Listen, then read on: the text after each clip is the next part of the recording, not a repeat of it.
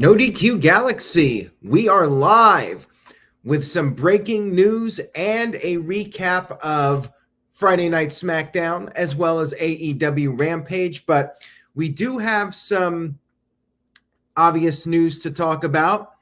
If you've been on Twitter, social media, watching Rampage, you know what I'm talking about. CM Punk is injured. We're getting right to this, and then we'll talk about Rampage, and then we'll get into SmackDown. CM Punk came out to the ring on Rampage and announced that he is injured. He will be out of action. He just won the AEW title at the Forbidden Door pay-per-view event, actually Double or Nothing pay-per-view event, excuse me. He won the title at Double or Nothing, and he was limping when he came down to the ring, and he talked about how he promised everyone he would give his all until the wheels fell off. He was very emotional. You could tell right away something was going on here. And before Rampage, CM Punk went on Twitter and said that he had an important announcement about the AEW world title in his career. Sounded like it was something serious. People noticed on Dynamite this past Wednesday that CM Punk was limping when he walked down to the ring to chase away MJF. Anyways, Punk said that he has good and bad news. He said that he never wanted to leave anyone disappointed. And of course, people were chanting CM Punk, cheering for him. He said that he's injured and he will need surgery. He said that the good news is that the wheels have not fallen off. One of them is just broken, and it's a bump in the road for now. He said that he did not want to have the AEW title on ice, basically. He said that he doesn't want to hold the title hostage, that sort of thing. So he was going to relinquish the title. However, Tony Khan did not want him to do so. And apparently, CM Punk is still the AEW World Champion at this point. He did not say he was relinquishing the title. And he talked about how the get back will be bigger than the setback. And he will prove that he is still the best in the world. And he's the champion for a reason. And he is going to show everyone exactly why. And Excalibur on commentary said CM Punk relinquished the title, which is where people really got confused, because CM Punk in his promo sounded like he was still going to be the champion. But then Excalibur said that he relinquished the title. And then when we came back from the commercial break, you had Chris Jericho saying that CM Punk relinquished the title. Everybody was confused as hell at this point. Caleb Jacobs sent in a $2 super chat, says Excalibur said the champ is here. Yeah, and he also said that CM Punk was there live in living color, which of course is the name of the band that does Cult of Personality. Now, we had our main event match, which was Scorpio Sky versus Dante Martin for the TNT title. And during this match, Excalibur was trying to call the match, but then all of a sudden he starts talking about what's going on with the AEW title. Here's what's happening. There is going to be a battle royal on Wednesday's Dynamite. And the winner of that battle royal will face the number one contender, who is Jon Moxley. And that match will take place at the Forbidden Door pay-per-view.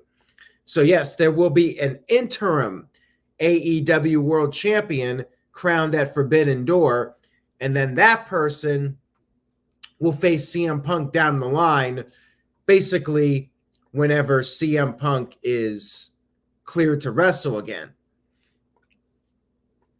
that's what's going on. And Excalibur was trying to say what was going on while calling the match at the same time. The whole thing was kind of a mess. And I agree with Jose. The Scorpio Sky and Dante Martin match was pretty much an afterthought. And with Excalibur talking about CM Punk, like, I'm not really sure anybody was paying much attention to the match. It was really bizarre how this was thrown together. And clearly this was like a last minute thing where they didn't really think this all out, how to put it out there on television. It was a bit of a mess. And I presume CM Punk will not be out of action for a considerable amount of time. And that's why they're doing the whole interim champion deal for the time being. And I guess this means CM Punk's match with Tanahashi for Forbidden Door is off. We'll have to see what they come up with for that now, if they put Tanahashi in with somebody else. Caleb Jacob says MJF should win the title. Yeah, I mean, I wonder if they're going to throw MJF in there. I'm not sure where they're going to go with this, but that's the current situation. Maybe a masked man wins the battle royal and it's MJF. I don't know what they're going to do. I really don't at this point. So that's the breaking news. You can check out the video clips over on NoDQ.com. You could check that out. And Scorpio Sky did retain the TNT title. Match was good, but again, it was kind of hard to focus on it when all this stuff with CM Punk was going on. We had a House of Black video package. I'll just recap the rest of Rampage here real quick, and then we'll get over to SmackDown. Julia Hart talking about how it was all a carefully executed plan, and they showed some clips of everything leading up to that. We had Kiera Hogan versus Athena. Athena making her AEW in-ring debut. You had Jade Cargill and the baddies at ringside. And Jade had the TBS title out there, just sitting down, chilling. She interfered, though. She got up on the apron. Actually, no, she was talking smack with Athena. The two of them were exchanging words. And Red Velvet pulled Athena off the apron when the referee was distracted. And then Velvet tried to interfere again. She got kicked off the apron. And Hogan got some offense for a while. But then they were both on the top rope. Hogan got knocked off. And Athena hit the Eclipse. I'm not sure what they're calling it at this point. But she picked up the win with the stunner off the top, and she's picking up some momentum to most likely be a contender for the TBS title. And elsewhere on the show, we had Ricky Starks and Will Hobbs picking up a very quick win. I mean, literally, it was like a 60-second match. The real interesting match on this show was the opener. You had the Young Bucks versus the Lucha Brothers, and they skipped the intros for this. They just went straight into the match, and it was wild. It was 100 miles an hour, acrobatic show. Crowd was red hot, chanting AEW. Like, these guys did not really slow down at all. They were doing all their big moves. You know, Nick and Ray Phoenix were doing things at the same time. They kicked each other, and then they both kipped up at the same time. Nick Jackson shook Ray Phoenix's hand, but then Matt Jackson took a cheap shot. Everybody took turns doing dives. They did so many crazy moves during this match. Like, there was one point where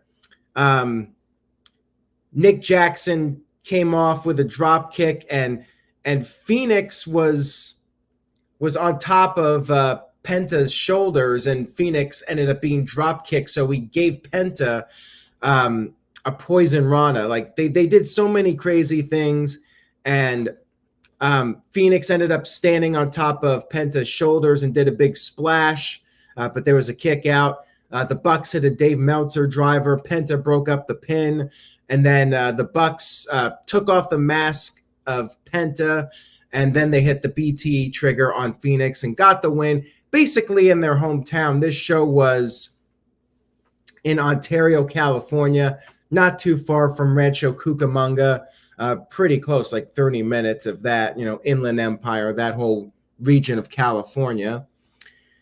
Great match here. I mean, it was never a dull moment in that match. Caleb Jacobs sent in a $2.50 super chat, says, this is what TNA should have been this whole time. That's what TNA was doing in the early years with the X division. They were doing these really fast-paced, high-impact matches, but at the end of the day, they were trying to do the WWE stuff, and then they brought in Hogan and Bischoff, and things kind of fell apart. That was Rampage, and that match was awesome. Like, definitely worth checking out, the Young Bucks versus Lucha Brothers. If that's your thing, of course. If you're not a fan of, these guys just doing move after move after move, no selling really or anything. I mean, it was an acrobatic show, like I said. If that's your thing, then you'll absolutely love the match. If it's not your thing, then, well, I guess stay away from it. But the crowd was totally eating it up, loving every moment of it. And Mohammed, it's a work. AEW unfollowing MJF, removing him from the roster page. It's a work. But I love you, though. Rampage was a good show. The CM Punk thing probably threw a monkey wrench in whatever the original plans for the show were. Maybe the Young Bucks were going to get a longer entrance. Like, they didn't even get an entrance. Curtis Butler is like it's PWG on TNT. Basically, that's what it was. It was a total PWG match, although even faster paced, I think, because of the time constraints with the 1 hour show, and then with CM Punk. Maybe they would have gotten more time if it wasn't for the CM Punk segment. All right, so that was Rampage. Stay tuned to NoDQ.com for all the latest regarding CM Punk and what they're doing with that. You can check out the video clips over there on NoDQ.com. And Dr. Scorpio says the Young Bucks entrance is on YouTube. If you guys wanted to see that entrance, you can go on AEW's YouTube page. All right, so now we'll talk about Friday Night SmackDown. We do have a WWE pay-per-view, actually 2 of them. We got In Your House Saturday night, and then Sunday night we have Hell in a Cell. Kind of lackluster build-ups for both shows, in my opinion. Not a lot of buzz, but it is what it is. We had the New Day coming down to the ring, and I should note, too, that SmackDown had a regular intro. We don't see that very often, where they have the full intro for the show with, the AC/DC song. They don't do that much these days, but they did do it this week. There was a fan that had one of those air horns, and I haven't heard an air horn on a wrestling show in a very long time. New Day cut this promo about the Brawling Brutes, said that they put them through the ringer, but they had some help, and they introduced that help. Drew McIntyre, or as Pat McAfee likes to call him, the Big D. McIntyre came into the ring, gave a shout out to Big E, and the crowd, of course, chanted Big E. And interesting little note here from Drew McIntyre. He challenged Roman Reigns to a WWE Unified Championship match, not next month, not 2 months from now, but in fact, Big D is challenging the Big D, as in the big dog, Roman Reigns, the tribal chief, at the Clash at the Castle premium live event in September. Is Roman Reigns going to just hold the title on ice? I mean, hell, CM Punk might be back defending that AEW title before Roman Reigns defends it again. Just saying. I mean, isn't it a little early to be announcing that match? It's kind of crazy, in my opinion. I mean, it basically gives away that Roman Reigns will still be champion. Like, Drew didn't even say, if you're still champion. He just said, I'm going to be facing the champion at Clash at the Castle. And who says they're going to wait 3 months for a title match anyways? I guess it is his home country land and, United Kingdom and all that. He's got a challenge for the title in the UK. But yeah, I guess that is going to be a thing. It's not going to be Drew McIntyre versus Tyson Fury or anything like that. It will be Drew McIntyre versus Roman Reigns. They're pretty much setting it in stone. And I think it's highly unlikely that Roman Reigns loses that title, even if he's facing Randy Orton at SummerSlam. New Day and McIntyre made some non-PG jokes about the whole Big D thing. New Day had a gift for McIntyre. It was a Big D kilt. Imagine wearing that thing in public. I'm guessing McIntyre will not be wearing that. Maybe he will wear it in a tag team match at a house show.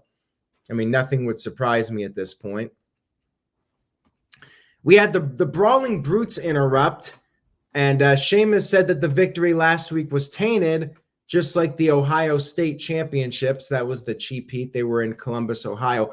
Really hot crowd, by the way, on SmackDown in Columbus. Like they were popping for everything pretty much, and they were doing their Ohio chants and everything. And basically, we had a rematch from last week. We had the Brawling Brutes versus Drew McIntyre, New Day, the Drew Day, I guess you could say. Butch was running into the ring trying to fight, and he got thrown over the top rope. And Butch then tagged himself in during the early moments of the match. Xavier was worked over for a while. Then he tagged in Kofi.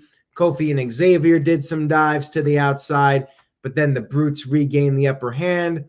McIntyre got a hot tag, and he cleaned house for a while, but then he tagged Xavier back in, and then on the outside of the ring, Sheamus took out McIntyre with a brogue kick, and back in the ring, Butch pinned Xavier with the bitter end, and they got their win back. 50-50 booking. I guess we're going to get a third match, another 6-man tag team match next week. Would not surprise me at this point. We had Shinsuke Nakamura and Riddle backstage cutting a promo.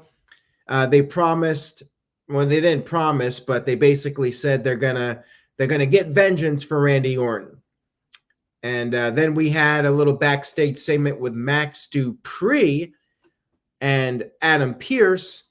Dupree said that he has a new client, but Adam Pearce and the rest of the world will have to wait until next week to find out who it is.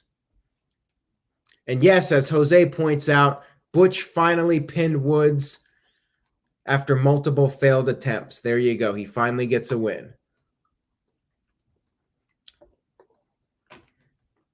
We had a Cody Rhodes and Seth Rollins video package, and Jose thinks Max Dupree is going to bring in Cesaro. I'll believe it when I see it. I still think it's going to be Mace or Mansoor, probably Mace. We had Humberto versus Jinder Mahal. Yeah, this was the throwaway bathroom break segment of the evening. And you had Shanky out there. He got on the apron. He helped out Jinder because Humberto went for a roll-up, referee was distracted, and then Jinder pinned Humberto with a roll-up. Former WWE champion Jinder Mahal needs to use a roll-up to beat Humberto. Can't just beat him with the finishing move or whatever. And afterwards, Shanky started dancing, and Mahal was once again not really feeling it, but Samantha Irving, the ring announcer, was feeling it and started dancing with him. I wonder if we're going to get Shanky versus Ricochet, and Ricochet can be the jealous boyfriend. Just wondering. Not that I really want to see that. I'm just curious if that's going to be the next storyline for Ricochet after he drops that intercontinental title. He's going to be facing Gunther next week. And we had a couple of promos, Ricochet vowing to retain the title. That's going to be next week, by the way. And we had Gunther basically saying that he's going to win the title, and what's his name? Ludwig Kaiser said that the IC title is about honor and integrity, and there's no man that's more worthy of being the champion. I mean, Gunther's got to be winning this, right? Like, this is a surefire thing that Ricochet drops the title next week. Like, if that doesn't happen, I mean, man, you might as well release Gunther if he doesn't destroy Ricochet and actually have a legitimate IC title run where you have a dominant champion bringing some prestige back to the title. And I get you, TJS. I haven't forgotten about it either, man. I'm guessing most WWE fans have forgotten about it, though, and they're counting on that. They never reference it or anything. We had a 6-pack challenge to determine Ronda Rousey's next challenger for the SmackDown Women's title. Raquel Gonzalez and Shotzi Blackheart got their entrances, and then we found out that Aaliyah was locked in her dressing room. The rest of the competitors, Shayna Baszler, Natalya, they came down there, and Xia Li was out there as well. Aaliyah finally got down to the ring, and she made it just in time before the referee called for the bell to start the match.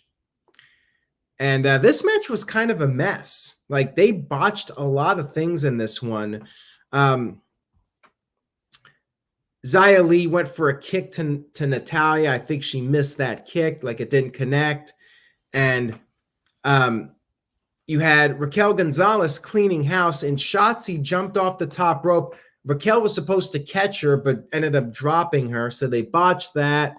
And looked like Shayna Baszler dropped Aaliyah on her head at one point. Like, this match was pretty sloppy. And Raquel hit the choke slam bomb, but then Shayna Baszler came in with the Kira Fuda clutch, and then Natalya ended up stealing the pin to score the victory. So it's going to be Natalya versus Ronda Rousey for the title. I do not care about this match whatsoever. Like, why not go with Shayna? Shayna versus Ronda. Shayna ain't winning the title. I mean, quite frankly, nobody in this match was going to be beating Ronda Rousey, but at least Shayna versus Ronda would have been something different. I have no desire to see Natalya versus Ronda Rousey.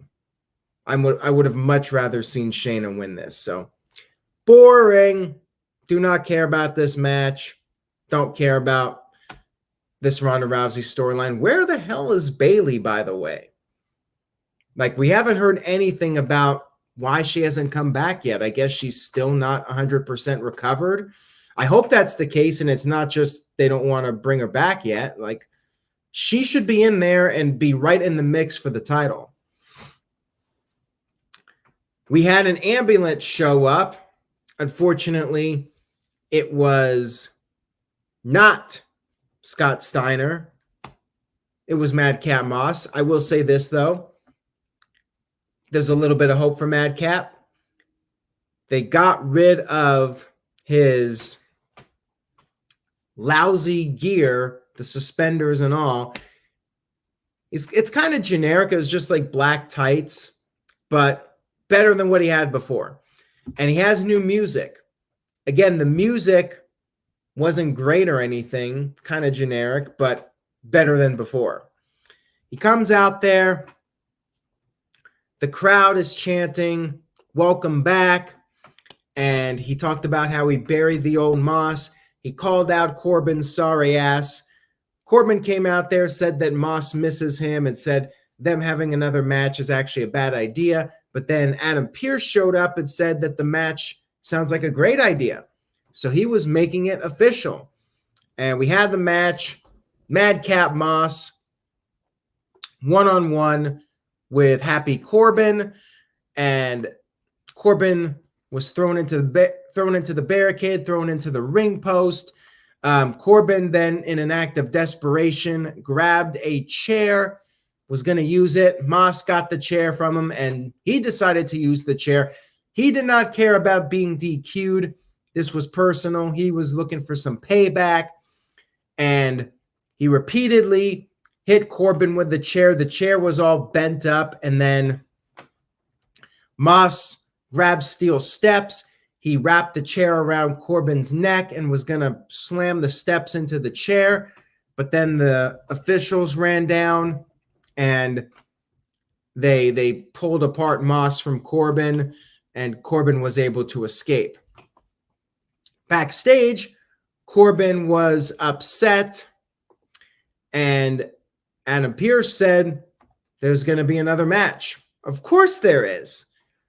This Sunday, Hell in a Cell, there will be a no-holds-barred match. Happy Corbin versus Madcap Moss. Poor Michael Cole and Pat McAfee. Like, before this announcement, it was an all-Raw show. They could have taken the night off. Now they got to fly out for this pay-per-view and literally call one match, unless they're going to have Michael Cole call the match with the Raw commentators for the whole show. They might end up doing that. Would not shock me, but yeah, we got one SmackDown match. Yeah, one SmackDown match for this show. D. Martin V with a $5 super chat. Thank you for that. Says, I almost forgot that Riddick Moss was originally brought onto the main roster as Mojo Rawley's offensive lineman. I forgot that too. I actually thought Moss came in for the Raw Underground, but maybe he wasn't before that. I think he was around during the early pandemic shows. I don't remember him being around pre-pandemic, though. Maybe he was, and I just don't remember. We had the Usos cutting a backstage promo. And by the way, Lacey Evans is back on SmackDown. I forgot to mention that. People were talking about it in the chat. Lacey Evans will be on SmackDown next week. Do I believe WWE, though? She was announced for Raw. She didn't show up on Raw. Why should I believe she's going to show up on SmackDown? Is she going to be the new Veer? She's announced for Raw, doesn't appear on Raw. Maybe she doesn't show up on SmackDown next week. And then after that, on Raw, it's announced she's going to be on Raw. And you just keep repeating the process. She just keeps going back and forth, advertised for Raw, advertised for SmackDown, and she never shows up. And she's the new Veer. She's kind of like Emelina at this point, where they tried to revamp her character, but she never shows up or does anything. I mean, it's just completely ridiculous. It feels like they have no idea what they actually want to do with her. Is she a babyface? Is she a heel? Is she on Raw? Is she on SmackDown? Nobody knows. They're just as confused as Excalibur when CM Punk announces that he's injured and nobody knows what the deal is. We had our main event. Oh, and Ryan, thank you for reminding me. speaking of Veer and people coming, Robbie Vice is coming. He is coming very soon, so stay tuned. I should say just Robbie. He is no longer Robbie Vice, only Robbie. He is coming. All right, main event time. Shinsuke Nakamura and Riddle against the tag team champions, the Usos. Shin went right after Jey Uso, and the challengers were doing well for a while. Jimmy ended up knocking Riddle off the top rope, giving the Usos the upper hand. They had a double super kick to Riddle, but Shin broke up the pin.